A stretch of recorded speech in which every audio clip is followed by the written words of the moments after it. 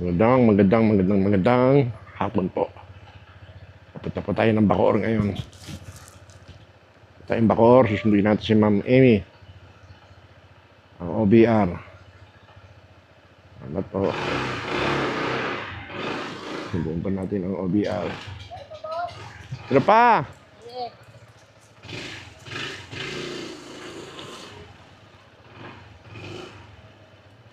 Yeah.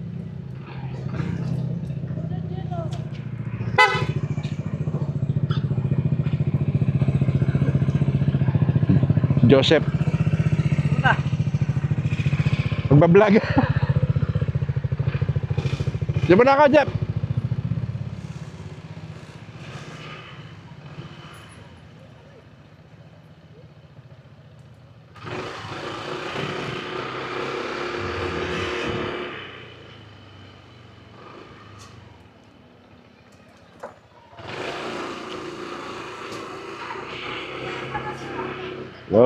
Hello.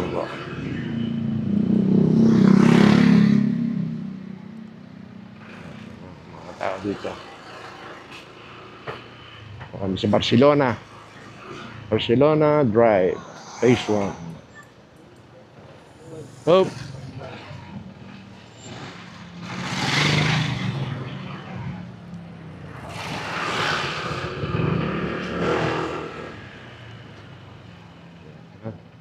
Dito to si Inday.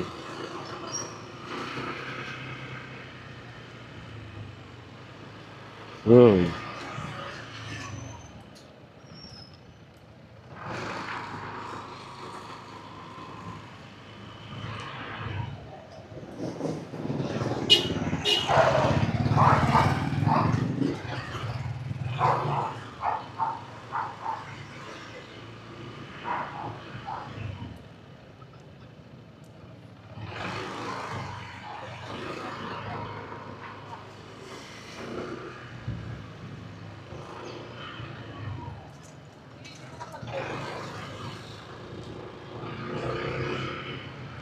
$5:15 ng hapon.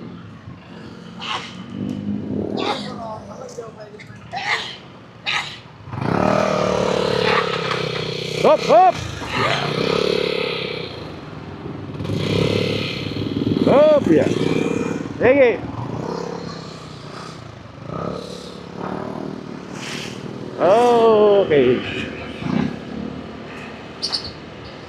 Okay, nandito po tayo ngayon. Petron.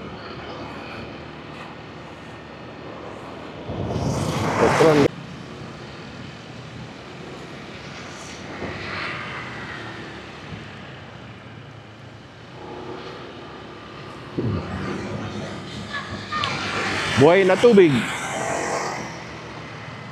Imus, Cavite. Barangay Buhay na Tubig. Ito po ang aming barangay.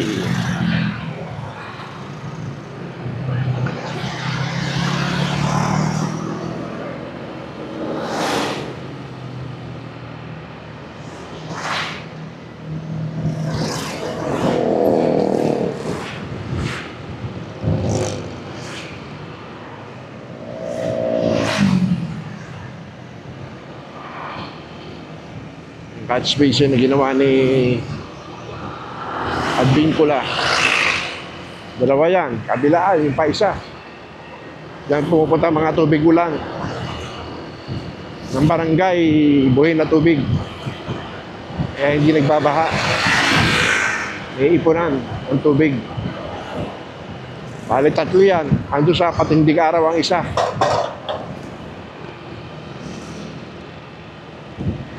Kung gusto dapat ng isang bayan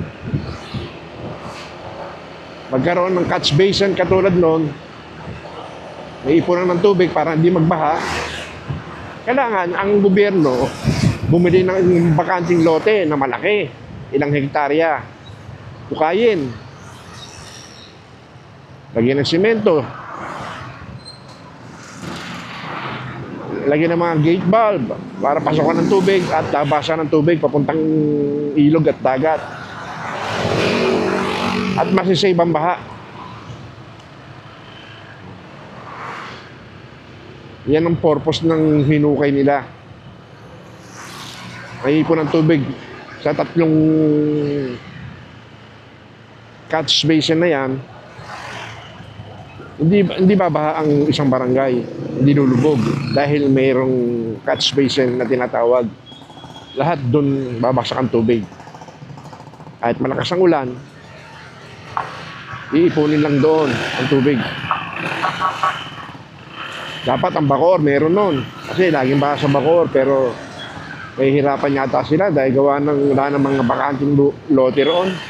Hindi ka dito sa amin, sa buhay na tubig, may mga bakating lote pa na ilang hektarya na pwedeng kukayin at lagyan ng catch basin.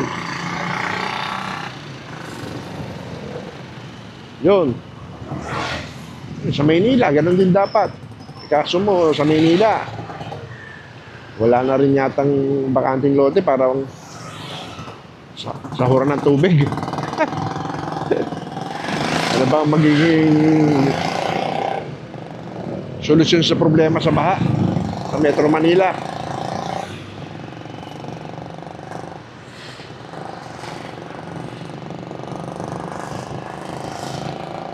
Nabuking na ang mga modus nila ron sa DPWH kung saan napupunta ang pera. Nakuha na nila ang pera, wala namang ginagawa. Ano nangyari?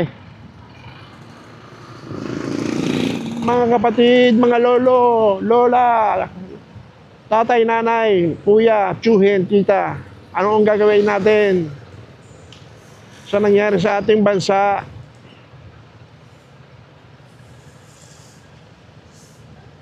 Paano na yan? Hindi na tayo aahon sa tindi ng corruption dito sa ating bansa. Kaya, naku po, my God. Paano na lang siniling at si Udoy sa paglaki nila? Meron pa kaya silang aabutan?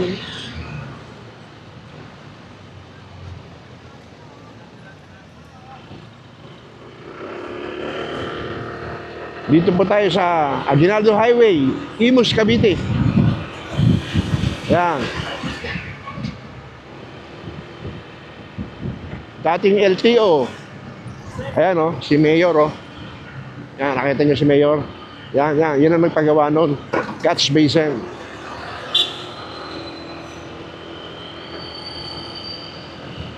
Oh, traffic sa kabila. Papuntang Cavite. Ito, papuntang Manila.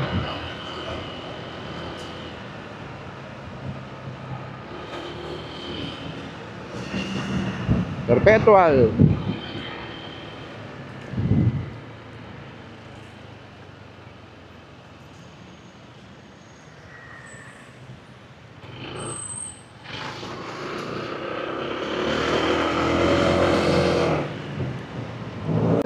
Oh, naka-shortcut tayo.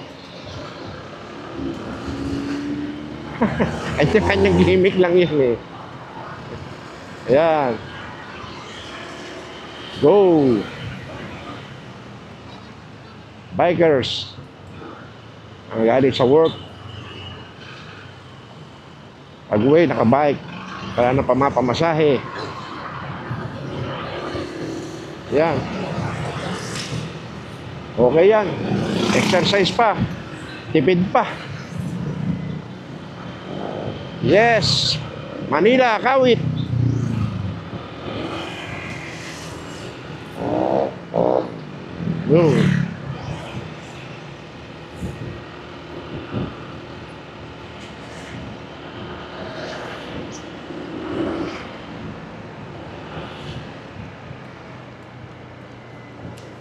Justin Bill.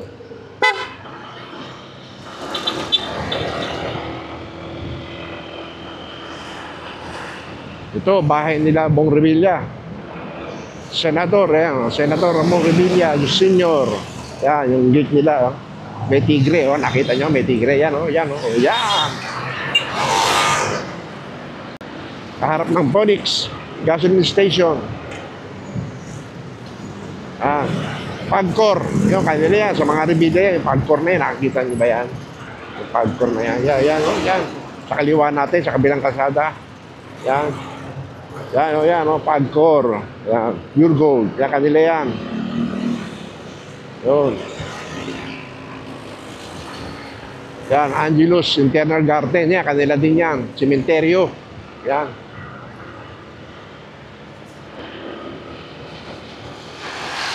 Yan, dito, eskwelahan to eh.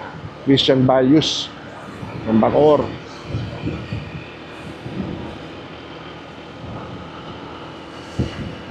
Lapit ito tayo, papuntan tayong SM. SM Bacoor.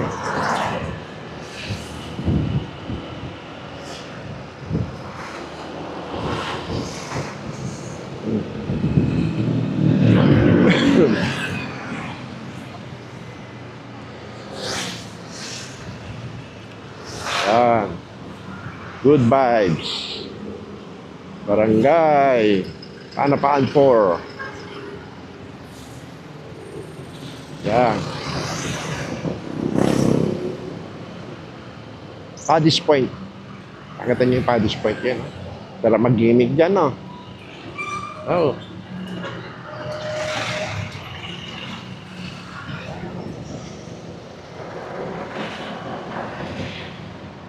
Yan.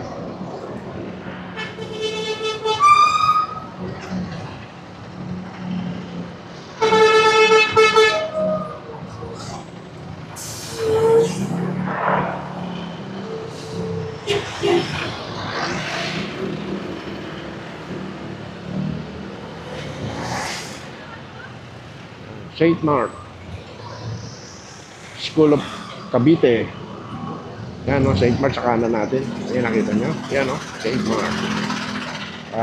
Eskwelahan yan ng Bacoor. Tagal na yan. Hindi lang ata 40 years na yan dyan.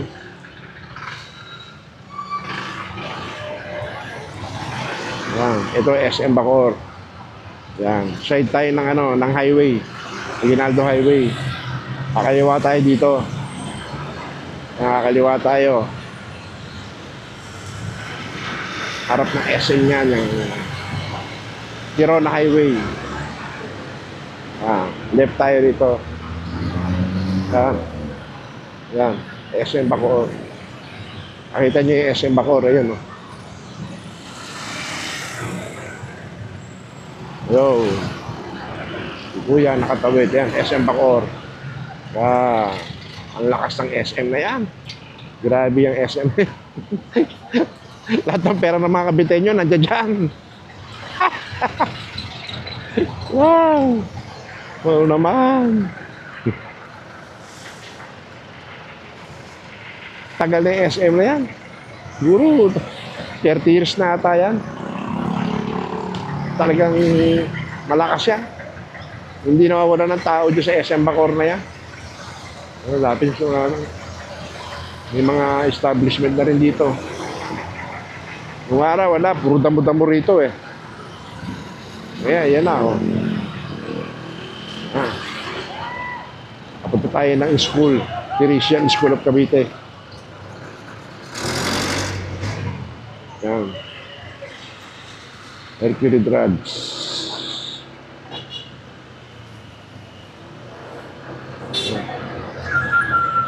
Ano, SM oh. Ayun, annex ha. Saka na SM din yan. Yun na parkingan din ng SM. Yan. Ito yan, ka-traffic.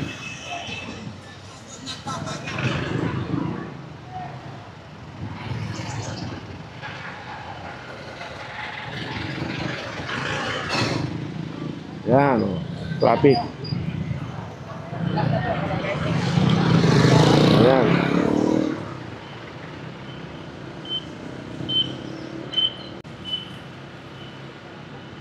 Mabuti, hindi mo lang ngayon, no? Hindi mo yung langit. Ayan, no? Ito may langit, oh. Nagtatago yung araw doon sa mga panaulap. Bandang ano yan? Anong lugar kaya yan?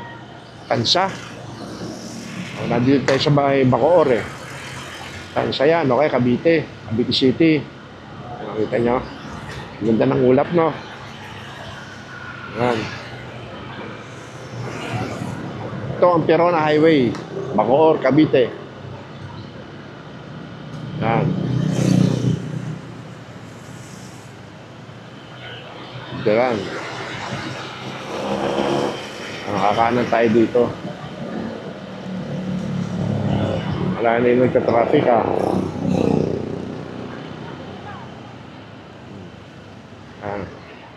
Kanan tayo.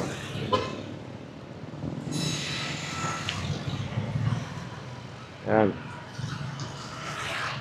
Dito, si Kuya, mayroon naman ng Red Doors. Kaya kumakain akong lugaw dyan.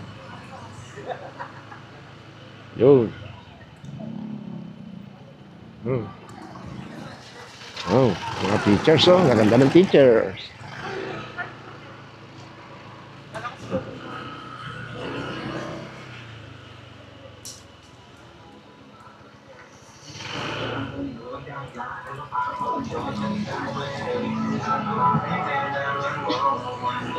Yan.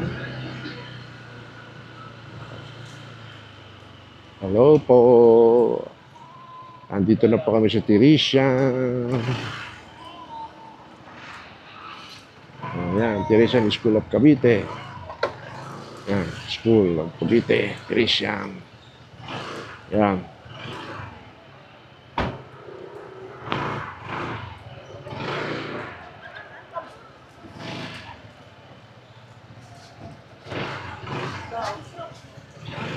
Thank you.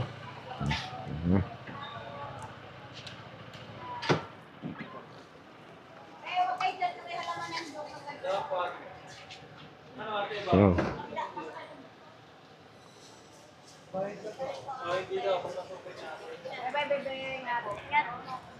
Kaway ka, kaway. Kaway ka sa vlog. Oo. Ayan si Eva, gwardiya. Ayan si Kuya, si school bus. School bus. Ilan estudyante mo, Kuya? Siyam lang. Oh, magalala, dadami rin yan. Ayan si Kuya pa, mga gwardiya. Ang gwardiya ng ano to, ng Tiresian School of Cavite. Hello, hello. Shoutout ka, Kuya. Shoutout ka sa tatay mo, tsaka sa nanay mo.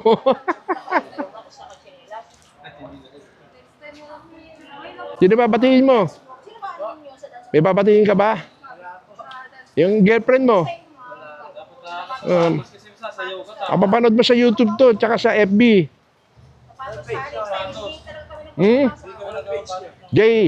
June Emmy. June Emmy mo to? Hindi. June Emmy. Oh, si Teacher Emmy. Ka-vlog pala ako rito. Oh, yan. Kaway ka. Bati ka muna. Salamat sa mga ano dyan. Salamat sa mga paano. Follow na nyo. Artista ka na. Ikaw, Kuya, artista ka na. Bumati ka. Ay, si Kuya, kamukha ni Joseph Estrada. Oh.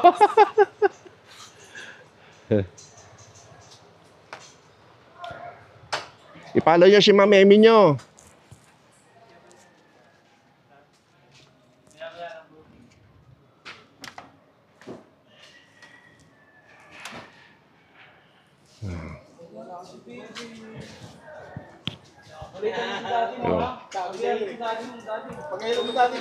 Peace out.